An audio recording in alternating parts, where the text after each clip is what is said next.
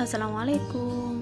Kembali lagi di materi kita kali ini di pertemuan yang pertama di semester 1 kelas 3, babnya iman kepada hari akhir. Memahami makna iman kepada hari akhir. Hari akhir menurut bahasa artinya hari penghabisan. Menurut Quran surat Al-Baqarah ayat 177. Juga disebut hari pembalasan menurut Quran surat Al-Fatihah ayat 4. Sedangkan menurut istilah, hari akhir adalah hari mulai hancurnya alam semesta, berikut isinya dan berakhirnya kehidupan semua makhluk Allah Subhanahu wa taala. Hari akhir juga disebut hari kiamat, yaitu hari penegakan hukum Allah Subhanahu wa taala yang seadil-adilnya menurut Quran surat Al-Mumtahanah ayat 3. Kebenaran akan datangnya hari akhir dapat ditemukan melalui kajian ayat-ayat Al-Quran, ilmu pengetahuan dan panca indera. Melalui kajian akan keberadaan adanya hari akhir, kalian dapat menghayati akan nilai-nilai keimanan hari akhir. Berikut disajikan informasi terkait dengan hari akhir menurut ketiga sudut pandang tersebut. Yang pertama, hari akhir menurut Al-Quran. Hari akhir atau hari kiamat menurut Al-Quran dapat dibagi menjadi dua. Yang pertama, kiamat sugro atau kecil. Kiamat sugro adalah peristiwa datangnya kematian bagi semua makhluk termasuk manusia yang bersifat lokal dan individu. Yang kedua, kiamat kubro atau besar.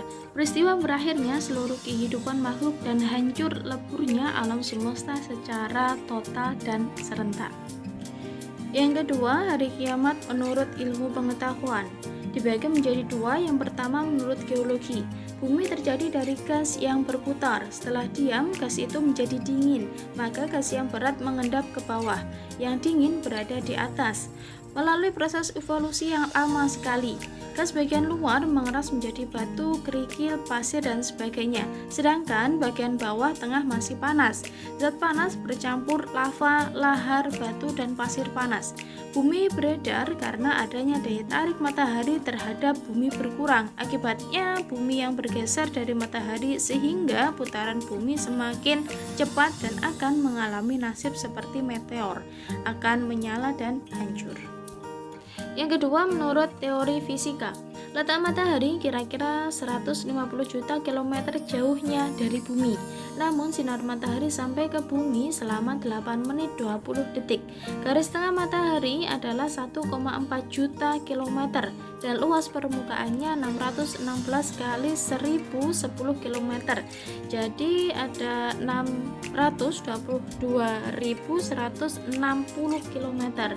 Menurut ahli fisika, energi matahari dipancarkan ke angkasa dan sekitarnya 5,7 kali 1027 kalori, sama dengan ada 5.853,9 kalori per menit, dan mampu menyala 50 miliar tahun dengan panas 15 juta derajat Celcius. Yang ketiga, bukti indrawi terjadinya hari akhir. Imam At-Tabari dan Ibnu Katsir berpendapat bahwa telah diperlihatkan peristiwa-peristiwa yang menakjubkan di dunia sebagai berikut. Yang pertama, peristiwa pembunuhan yang dipermasalahkan oleh Bani Israel akan dihidupkan kembali oleh Allah Subhanahu wa taala hanya dengan perantara daging sapi yang dipukulkan ke tubuh orang yang terbunuh. Quran surat Al-Baqarah ayat 72 sampai 73. Yang kedua, peristiwa Nabi Ibrahim dan burung-burung yang dicincangnya kemudian diletakkan di tiap-tiap bagian di atas bukit. Lalu Allah Subhanahu wa taala berfirman, "Panggillah, niscaya mereka datang kepadamu dengan segera." Quran surat Al-Baqarah ayat 260. Periode hari akhir. Setelah alam semesta hancur secara total dan kehidupan semua makhluk Allah Subhanahu wa taala berakhir, maka mulailah manusia menjalani tahapan kehidupan baru dan proses menuju alam baka. Tahapan tersebut dapat dijelaskan sebagai berikut. Yang pertama, yaumul ba'ats. Sesudah hancur dan musnahnya alam semesta, termasuk manusia, terjadilah hari kebangkitan. Hari kebangkitan adalah proses dibangkitkannya seluruh makhluk dari alam kubur. Yang kedua, yaumul harsy. Yaumul harsy yaitu hari berkumpulnya manusia setelah dibangkitkan dari kuburnya masing-masing. Kemudian semua manusia digiring ke tempat yang luas, yaitu padang mahsyar, tempat berkumpul. Yang ketiga, buku catatan. Setiap manusia di alam Mahsyar mempunyai buku catatan atau kitab perjalanan hidup yang sudah dicatat malaikat Raqib dan Atid. Kitab ini berisi semua perbuatan dan perkataan manusia sewaktu hidup di dunia. Yang keempat, Yaumul Hisab dan Mizan.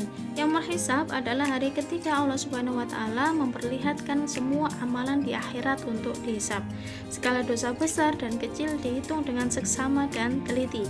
Ketika amalan mereka dihitung, anggota tubuh mereka ikut menjadi saksi. Tahapan selanjutnya adalah mizan.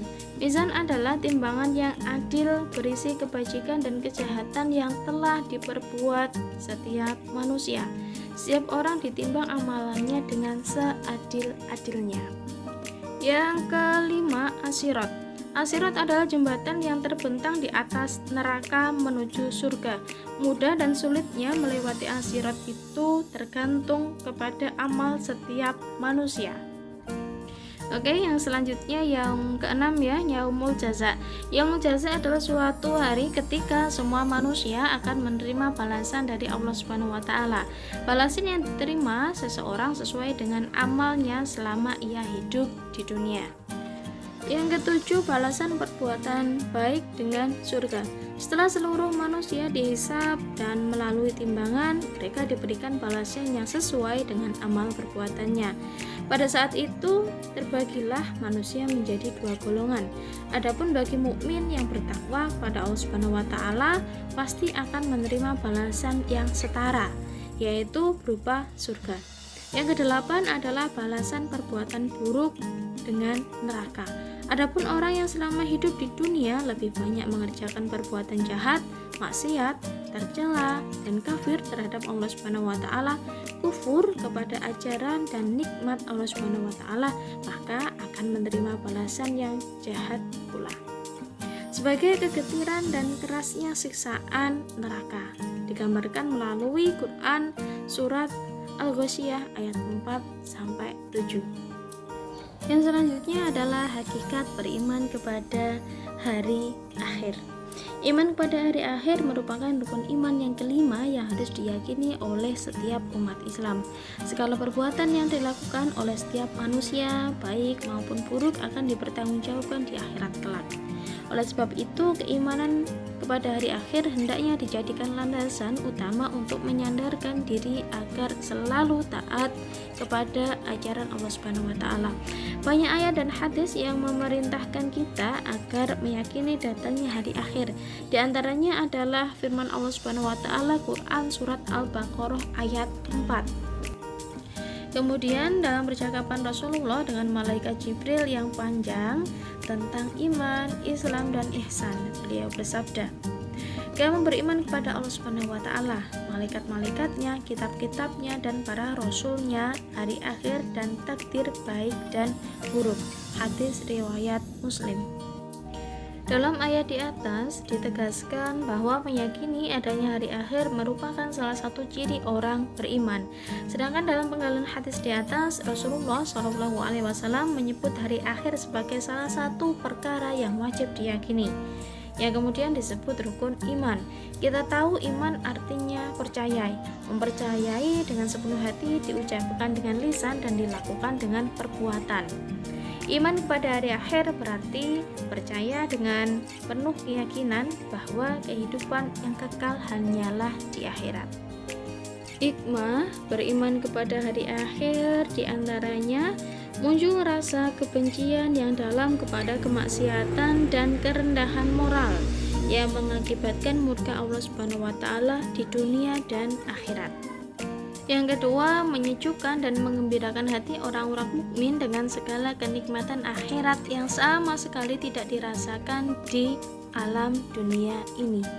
Itu adalah di antara dua ya, hikmah beriman kepada hari akhir.